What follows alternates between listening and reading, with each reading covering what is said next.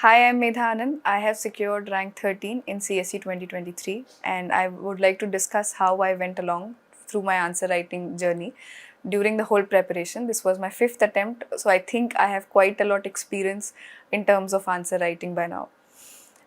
First, we'll go for essay. So, for essay, I think used to love writing and I would never hesitate while writing an essay. That was one thing that helped me out. But for all those who don't think that it is their thing to do, they should definitely practice on essay writing. I think everybody has their unique style of writing. For me, quotes didn't work really well. I used to think that there is a quote already given as the essay topic, and why should I write another quote just below that essay topic? So that is just a personal thing. So most of the times I used to start maybe with an anecdote or some story or something which has happened or would happen, something which would draw the attention of the person who's reading it and would ensure that they are able to sustain that the reading of the whole essay in one go. So my suggestion for essay would be that you'll have to practice. That is the only thing we can do. If you are comfortable with writing quotes, you are able to reproduce the quotes of great personalities really well. Do start with them, or you can even end with them. Whatever suits the flow of your essay. Another point which I feel is that your essay needs to be multidimensional. If I'm writing an essay on the topic water, water everywhere, not a drop to drink, if this is the essay topic, it is not about water per se. It is not about the things which are materialistic. You can go into the philosophical aspects of them as well. So there are more philosophical essays these days. So for me, I think what worked was that I used ways in which we could add more dimensions to the essay topic. It can include that there is this pestle approach: political, economic, social. You should not write the headings of the same, but you should take your thinking process in that direction. Okay, if there is a topic, what would be the political aspect of the same? What would be the environmental consequence of the same? Another thing which I felt was important was that I went through a lot of toppers' essay, be it Ishita Kishori ma'am or other toppers. I got their answer, the essay that they wrote in various coaching institutes from the market. I used to read their essays and used to think of what they did really good that helped them get so and so score that they achieved. So this is one thing that you can do. It will really help you in understanding how they approach a problem, because that is their skill of answer writing, their skill of dealing with problems, and you need to take a similar kind of approach. I'm not saying same, a similar kind of approach of dealing with things. Another thing is, I would say that there is this thing called antidote of the essay. If there is an essay which says A, so you should say not A in at least one of the pages. That see, while this may be true, but in some of the cases, this line won't hold true. This will give another dimension to your essay. So I think this can be another tip, if I may say so, that will help you fare well.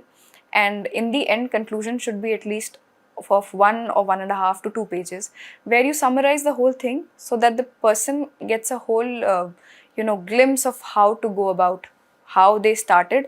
And you can see that in many of the stories that we read in the storybooks. They will take a character. For example, if I take a character Medha, so the story will start from that character and it will end on that character. So finally Medha did this. So now the examiner is interested. Okay, we started with that story. That is where she took me, and now she's ending on the same pattern. And I think that leaves a completion kind of an effect, a composure kind of an effect, that closure effect which we call. That okay, I started with this story and I ended with this same story in this essay itself. For the various GS papers, I think I practiced a lot of answer writing, like a lot of answer writing.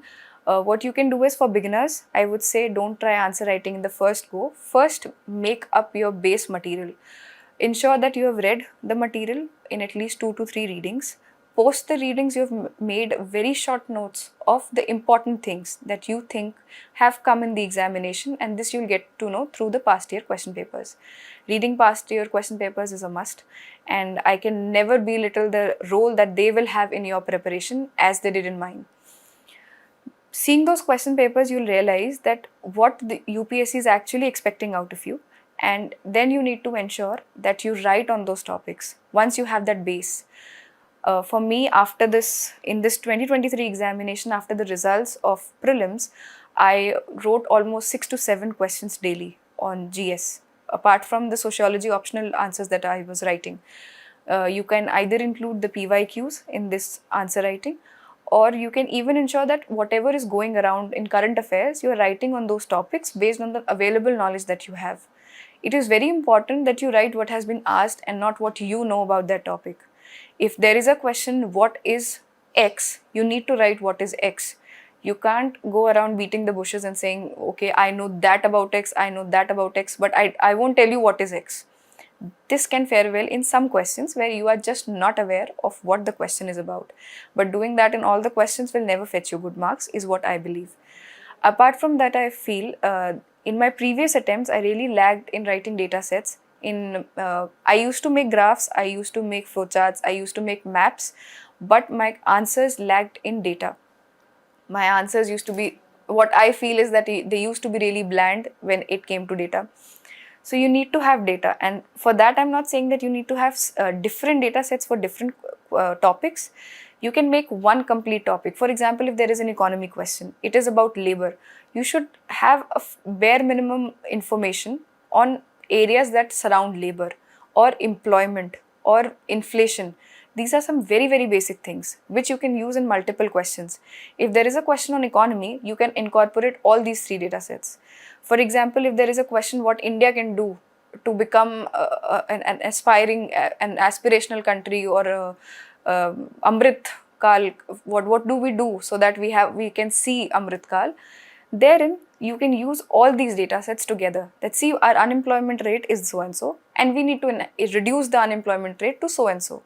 Our inflation is so much, so we need to reduce it so that the consumption, so to say, increases and the GDP increases. So these are some of the ways in which you can utilize similar data sets in different answers. Even if you learn something about maybe environmental waste, you can incorporate it in the answer of economy, where you say that, see, our environmental damage is so and this externality is costing us these many $1 billion. So if we are able to reduce it, if we are able to reuse it, we'll be able to do well. So that is how you'll have to incorporate one data set into multiple answers. I'm not saying that you need to have different data sets for different things that are there. You can have one data set and utilize it at multiple points. Apart from that, for GS4, I think there is a need to focus on case studies because they form a substantial part. You need to give adequate time while you are attempting those question papers. And having said that, all the question papers that you try, once you reach the main stage, please ensure that you're writing it within the time limit. And there is just no excuse for practice. The more you write, the more you'll understand what the question demands from you.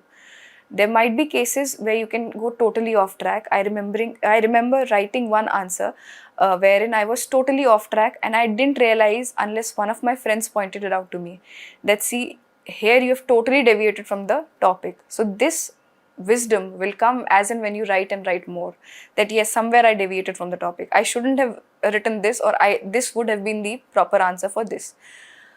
Also, I would suggest that when you're giving a test paper of a coaching institute, you will get model answers for the same. So herein you can utilize all the value additions that you have in it, and you can add it to the base material that you have initially prepared. For me, the year I didn't give the examination, I ensured that I had notes for all the topics, the basic notes. And once I was done with it, I added current affairs to it. I added whatever new I found in the test papers, and ensure while you are preparing the year long, you can ensure that every week, if possible, you are giving one test or so. I remember before this prelims examination, when I was preparing for the mains itself, there were daily answer practices which I used to write. And for example, GS Core provides 2 questions daily, and you can write the answers and submit it online. It is an absolutely free initiative. You can take advantage of it. They don't charge anything. They give the evaluated answers on time, and they give really good suggestions. While initially I was upset with the suggestions that they were giving, but then I realized that it was a fault of my quality. the quality of the answers was not that well. So I tried improving upon them and ensured that the next time they even reward marks. So the next time I ensured that I get better marks. So these are small things which add up and they do help a lot. This I'm speaking from experience. And post this, if I have to go for my optional strategy, I think this time what I did different from last year, I don't know how many marks I would be getting, but then what I did different was continuous answer writing practice. My optional was sociology, and I found that there are questions which were getting repeated. For example, historical materialism. So every time or maybe every alternate year, they were giving the same question that write a brief note on historical materialism. So here you need to be aware that, see, this question can come. There is a probability more than the other parts of the syllabus that this question can come. So be prepared for it. There'll be questions like this year also, there were questions for which I had no clue about. It was an unexpected question, but you can just duck in front of those questions while you play really well for the rest of the questions. You can't say that for all the questions I just ducked. That cannot be the strategy. So the basics have to be prepared really well. For Harolumbus, I ensured that I had marked all the important things of sociology that were there, and I had ensured that whatever important I was getting, which was really important, I made some short notes out of it. I read IGNOU material, and for that also I ensured that since they are very crisp material, you should finish it in a day or two, based on chapter or topic wise.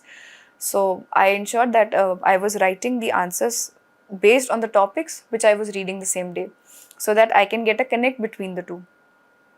Similarly, I also wrote full length answer tests, because in optional there is a change from the usual questions that you get in the GS. While in the GS you have to attempt 20 questions, there is no choice, nothing. In optional you have to attempt 5 questions out of the 8 questions given.